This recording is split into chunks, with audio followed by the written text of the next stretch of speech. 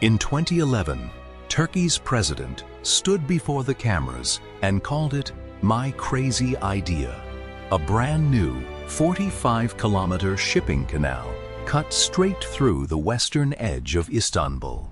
A second Bosphorus built entirely from scratch, and state television replayed the moment for years afterward.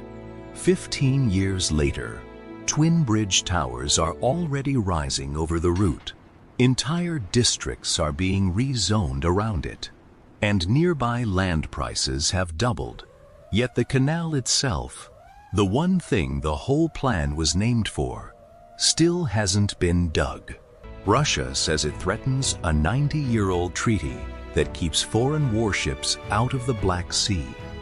Istanbul's own city government says it threatens the drinking water of a third of the city, and neither side is backing down. This is the story of Kanal Istanbul, a $20 billion megaproject that might turn out to be more dangerous unfinished than it would ever be finished, and stranger than almost anything else in this series. The Bosphorus Strait is one of the busiest and most dangerous shipping channels on Earth, barely a kilometer wide in places, running directly through a city of more than 15 million people who live along both of its banks.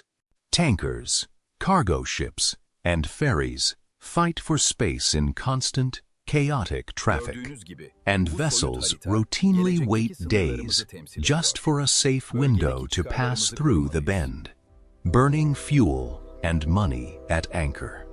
A single accident here doesn't just threaten one vessel, it threatens a major world city built on both banks of the water, something that has already happened more than once in the Strait's history. In 2011, Turkey's government proposed a radical fix. Instead of managing traffic on the existing strait, build an entirely new artificial waterway 30 kilometers to the west, far from the crowded historic city center. He Road would connect the Sea of Marmara to the Black Sea. Engineered to swallow ships, the narrow Bosphorus can barely fit today, without a single ship ever needing to enter the historic strait again. The plan calls for a channel 45 kilometers long, roughly 150 meters wide and 25 meters deep, deep enough, by design, to pass submarines as well as tankers, a detail that would later become politically explosive. Once operating, it's meant to handle up to 160 to 180 ships a day, including tankers carrying as much as 300,000 tons, roughly double what the Bosphorus can safely manage today.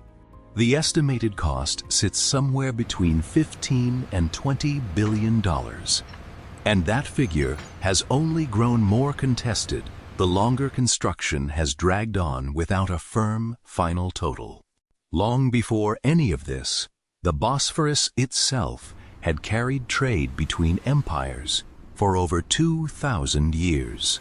The single narrow gateway linking the Black Sea to the Mediterranean world and everyone who traded through it. A second channel would be the first real challenger to that role in the Strait's entire recorded history, a rival waterway built not by nature, but by choice.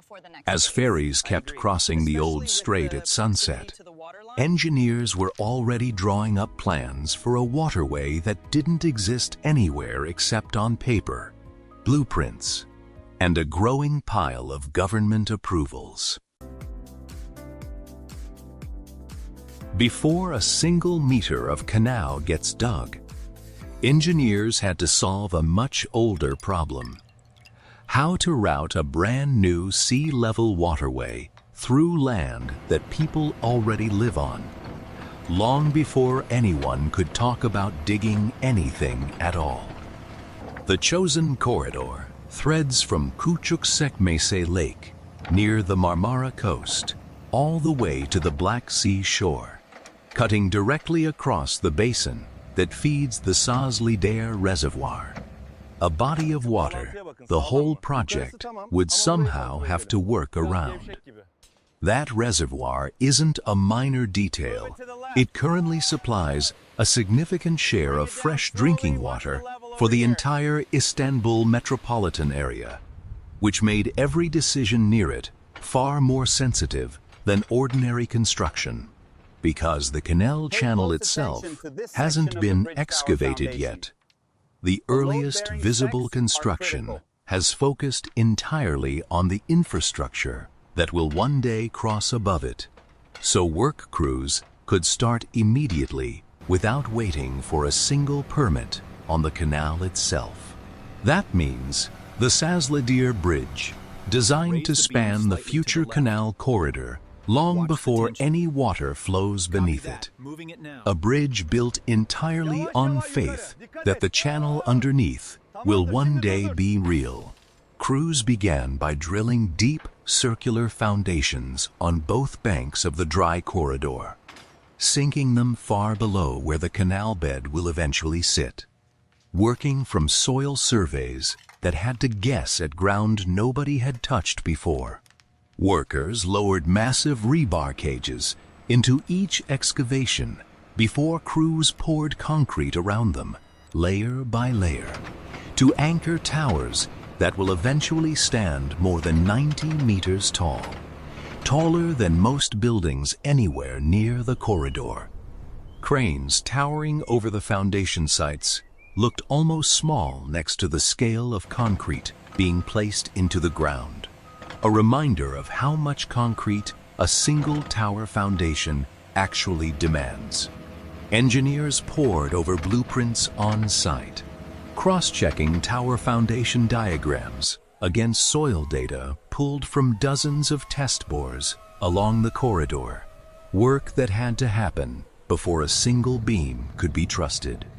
Within months, a partially completed foundation began rising above the dry ground on one side of the future waterway, visible proof to skeptics that at least something was actually being built.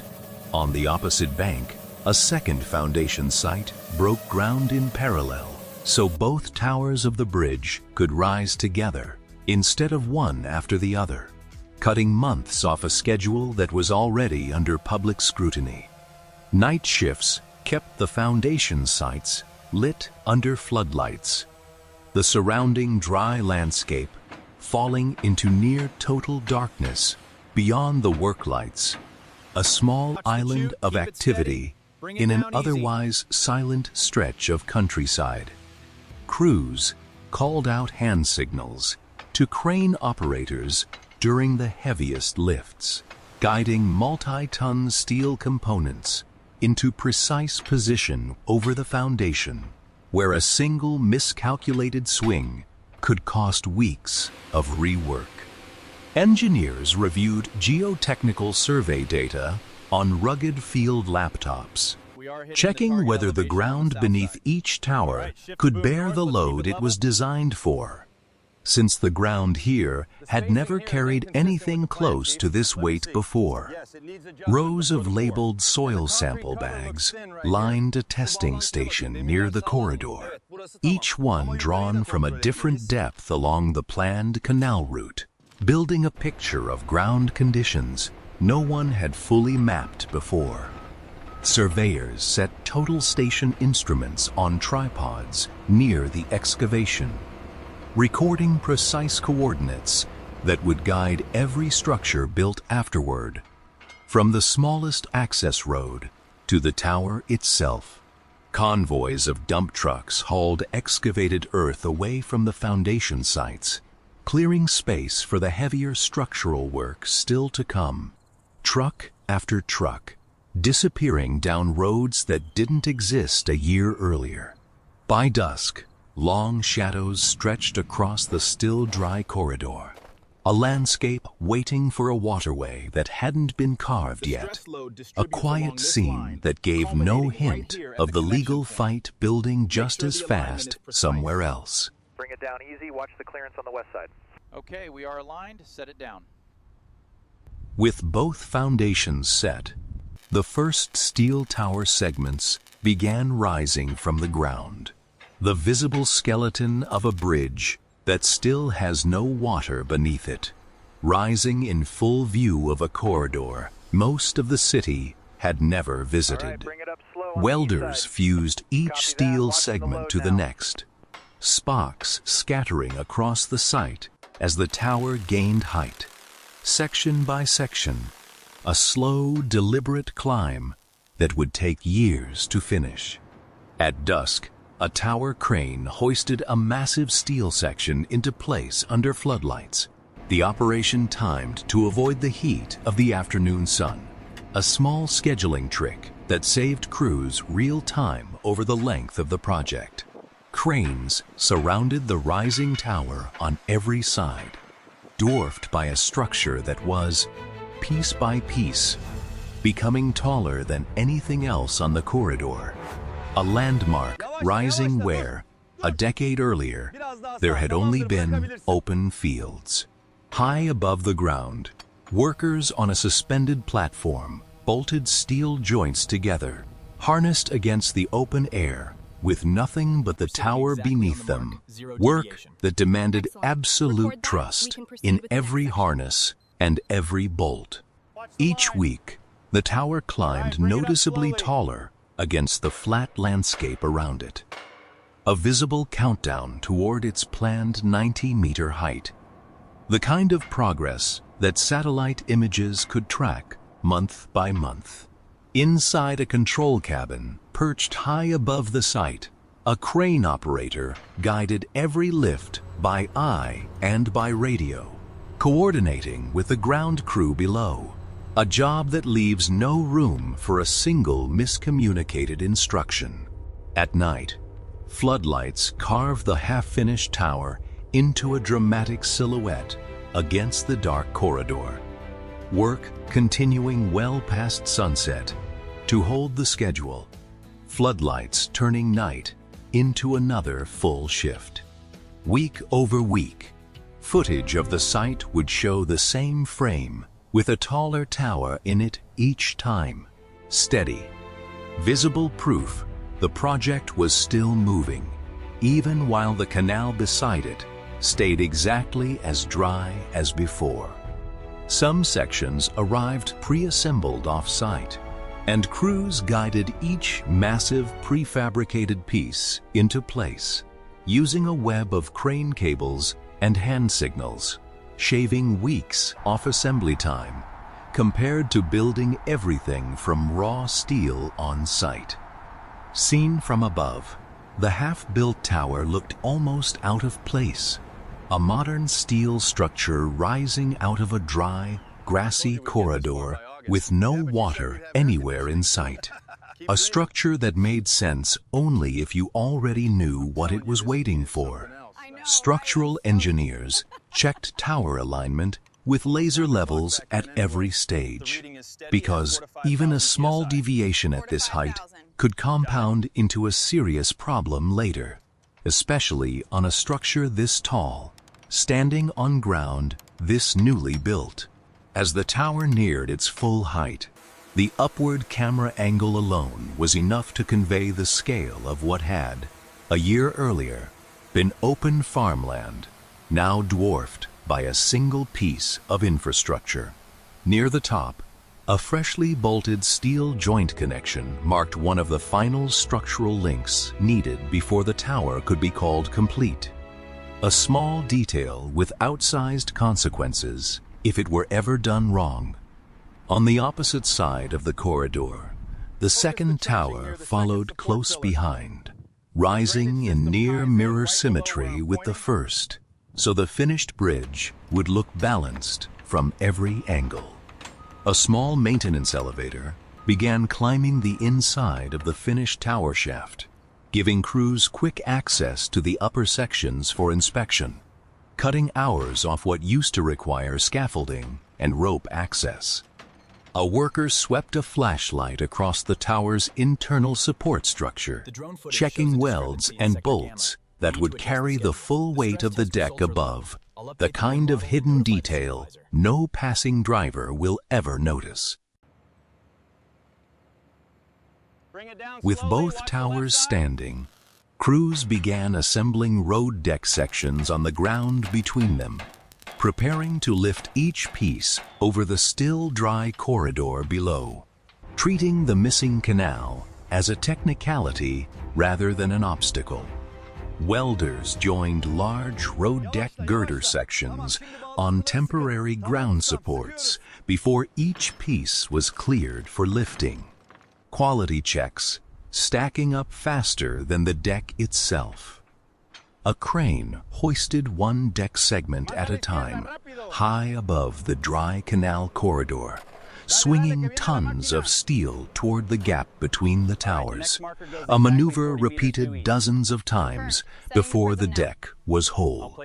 Ground crews guided each incoming segment by radio, bolting it into place against the section already suspended between the towers, closing the gap meter by meter until the two towers were finally linked. Seen from the air, the bridge deck now hung partially complete between its two towers, suspended over ground that has never once seen canal water, a bridge, quite literally, ahead of the waterway it was named for. On finished sections of the deck, crews laid road surface material, turning a bare steel structure into something drivable. One more sign the bridge would be ready long before the canal. While the bridge climbed overhead, survey teams on the ground marked the boundary of the future canal excavation zone that still hasn't been touched.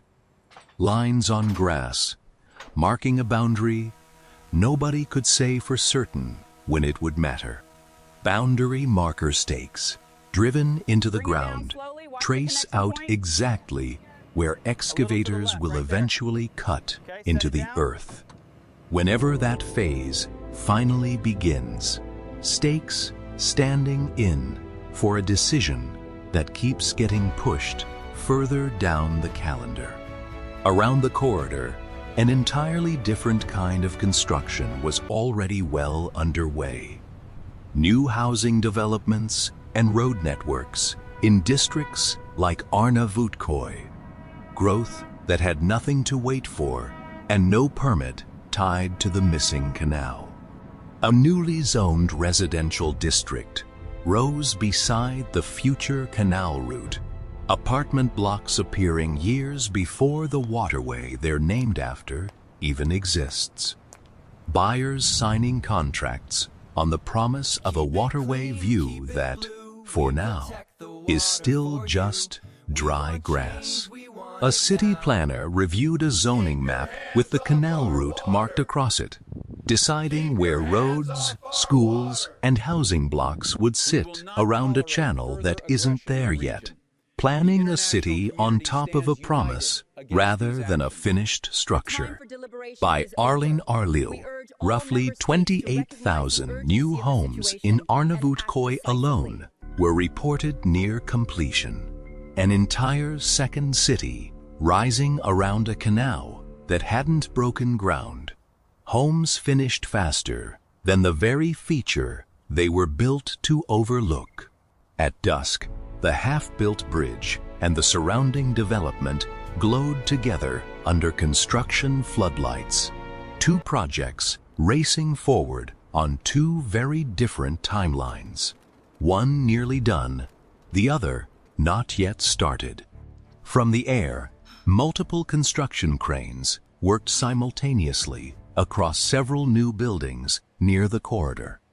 A skyline forming before the water that was supposed to justify it, growth outrunning the reason it was built. Nearby, a technician checked water levels at the edge of the reservoir that supplies much of Istanbul's drinking water, the same basin the canal route cuts directly across. Monitoring work that has only grown more important as construction spreads.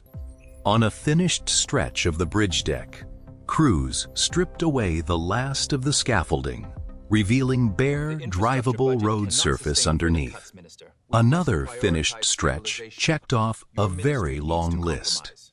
A new highway interchange took shape nearby, designed to connect ordinary city traffic to a future crossing over a canal still shown only on planning maps. Infrastructure built for traffic that technically has nothing yet to cross. Utility crews laid underground pipelines through the development corridor, wiring an entire district for water and power years ahead of the canal it will one day sit beside, building the plumbing for a neighborhood before the neighborhood's namesake exists. An architect's lit tabletop model laid out the planned canal-side district in miniature streets, towers, and a blue ribbon of water that, in reality, still doesn't exist. The clearest possible picture of a project built in reverse. The drone feed shows a discrepancy at junction 4B. See the stress data here? Yes, the load-bearing Inside a control room, engineers watched construction progress unfold across a bank of monitors, tracking a project with far more moving pieces than just the bridge itself. From housing permits to water quality reports arriving on the same desks.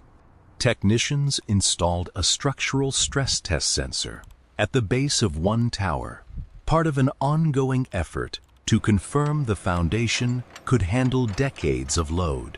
The kind of check that never makes headlines, but has to happen anyway. A test vehicle rolled slowly across a completed section of the bridge deck, the first real weight the structure had ever carried. A milestone quieter than any ribbon-cutting ceremony. An engineer reviewed the resulting structural test data on a tablet at the site, comparing live readings against the original design tolerances. Numbers that would decide whether the bridge was ready or needed more work. Nearby, crews ran a cable tension test with handheld instruments, the tower looming behind them as they checked whether every strand was carrying its intended share of load.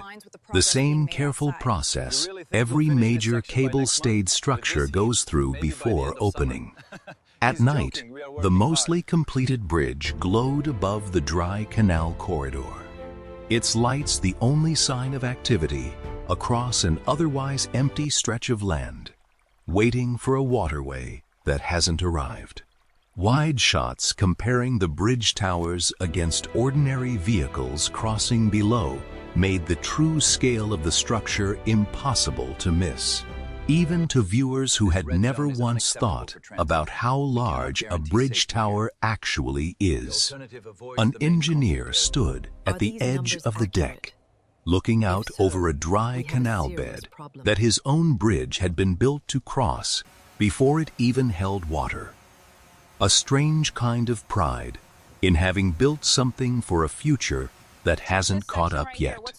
Inside an operations center, wall monitors displayed abstract survey and water flow data, part of the ongoing environmental monitoring tied to the reservoir nearby. A quiet acknowledgement that the water supply mattered as much as the bridge itself. A printed engineering report sat on a desk, its charts tracking a construction timeline that officials themselves haven't fully agreed on. Contradictions printed in black and white for anyone paying close attention. At a site office meeting, an engineer and colleagues pored over blueprints, discussing how far ahead the surrounding development had raced past the canal itself. A gap between what's built and what's promised that keeps widening. At midday, construction workers paused for a break near the bridge site, the tower's shadow stretching long across the ground where they sat. An ordinary lunch break beside an extraordinary piece of engineering. Aerial footage taken at different times of day showed the same view of the bridge and the development around it, visibly further along each time. The kind of quiet, steady progress that never made international headlines, but never stopped either. A hand adjusted a small-scale tabletop model of the canal and bridge together. The miniature waterway still just an idea rendered in plastic and paint, exactly as far from reality as it had been years earlier. The real corridor, stretching between two increasingly developed districts, remained exactly what it had always been: dry, grassy, and unexcavated. The one constant in a landscape that had changed almost everywhere else around it. In a boardroom, formally dressed officials reviewed a route map on a large screen, notes scrawled across it, reflecting disagreement rather than consensus. A map that looked less like a plan and more like an ongoing argument. One official's expression tightened with concern. While reading a report, Turkey's own government had sent mixed signals, with the Transport Ministry insisting the canal will be built and the Environment Ministry suggesting it wasn't currently a priority. Two ministries of the same government describing two different futures for the same canal. A drone hovered above the bridge, capturing inspection footage of joints and welds that no ground-level camera could reach. Routine surveillance that had become part of the bridge's regular maintenance rhythm. Workers conducted a final paint inspection along the bridge railing, checking every meter for corrosion before certifying the structure ready for traffic. A slow, meticulous process on a structure built to last well over a century. A safety inspector checked a harness anchor point on the tower. One of hundreds of small checks required before the bridge could open to any traffic at all. None of them individually dramatic, all of them individually mandatory. Why dusk? The completed bridge glowed against the sky. Traffic testing lights blinking along a deck built to carry cars over a canal that, as of 2026, still hasn't been dug. A bridge fully tested and nearly ready, standing guard over a channel that exists only on paper. At dusk, the Bosphorus Strait still carries dense tanker traffic through its narrow bend. The very congestion Kanal Istanbul was supposed to relieve, unchanged after 15 years of planning, meant to fix exactly this. The canal's biggest obstacle was never engineering it. What the waterway would legally sidestep and physically threaten. A conflict that has nothing to do with concrete or steel. Under the 1936 Montreux Convention, warships from non-Black Sea nations face strict limits on tonnage and how long they can stay. A rule that has shaped regional security for nearly 90 years, older than nearly every government currently arguing over it. The treaty bars aircraft carriers over 15,000 tons and generally limits non-littoral warships to about 21 days inside the Black Sea at a time. A rule written decades before anyone imagined a bypass canal, because Kanal Istanbul would be an entirely new, artificial waterway rather than the strait itself. Turkey has argued the convention's restrictions simply wouldn't apply to it. A reading of the treaty that almost nobody outside Turkey's government agrees with. Russia views that legal technicality as a direct threat, a possible pathway for NATO warships to enter the Black Sea in numbers. Montreux was designed to prevent exactly the scenario the treaty's original authors tried to rule out in 1936. Russian President Vladimir Putin reportedly called Erdogan directly to oppose any move that would undermine the Montreux Convention, a direct head of state call over what looked, on paper, like a domestic infrastructure project. Russia's foreign ministry spokeswoman put it bluntly.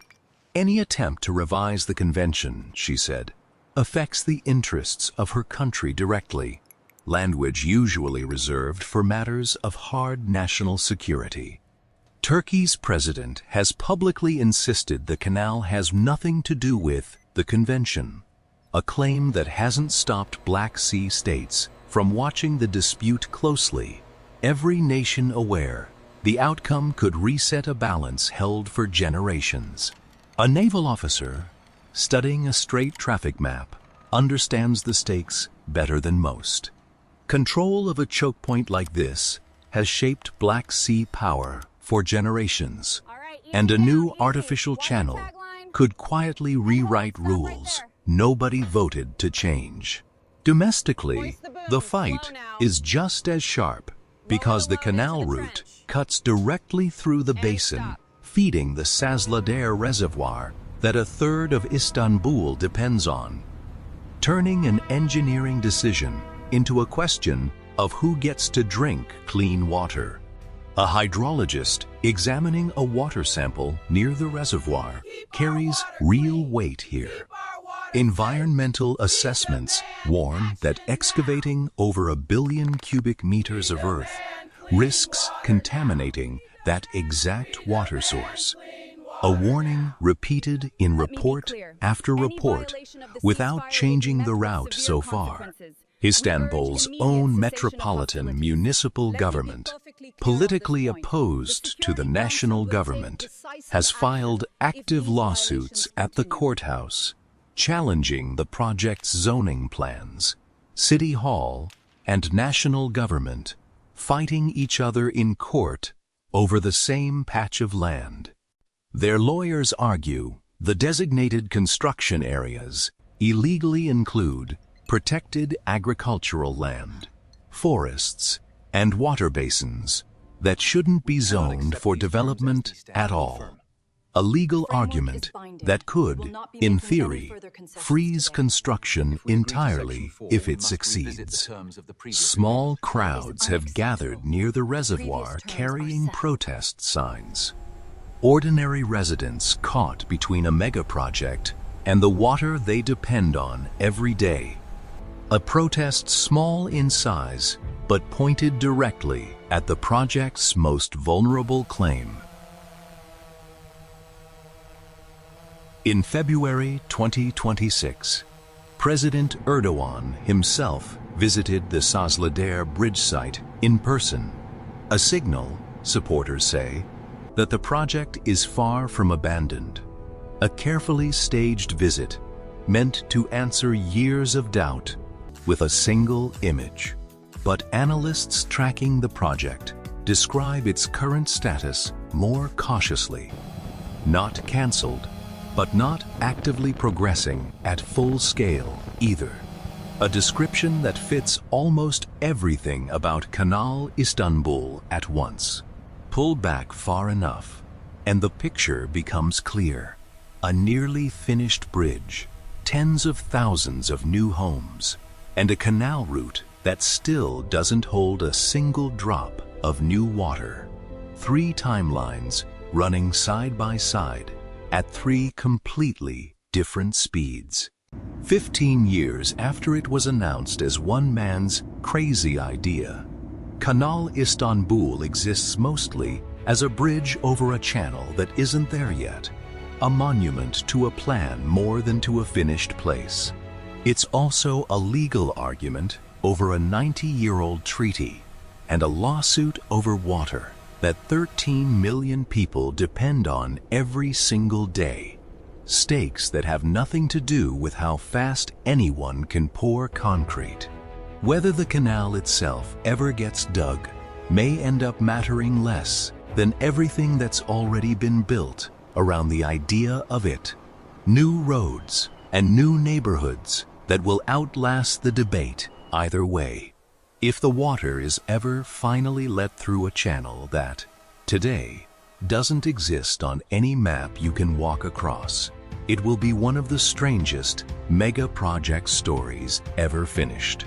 A channel that took longer to argue over than it will ever take to dig. If you want to see whether Kanal Istanbul ever actually gets built, subscribe now, because we'll be watching the ground for the first real sign that digging has begun. The one moment that would finally make this story complete.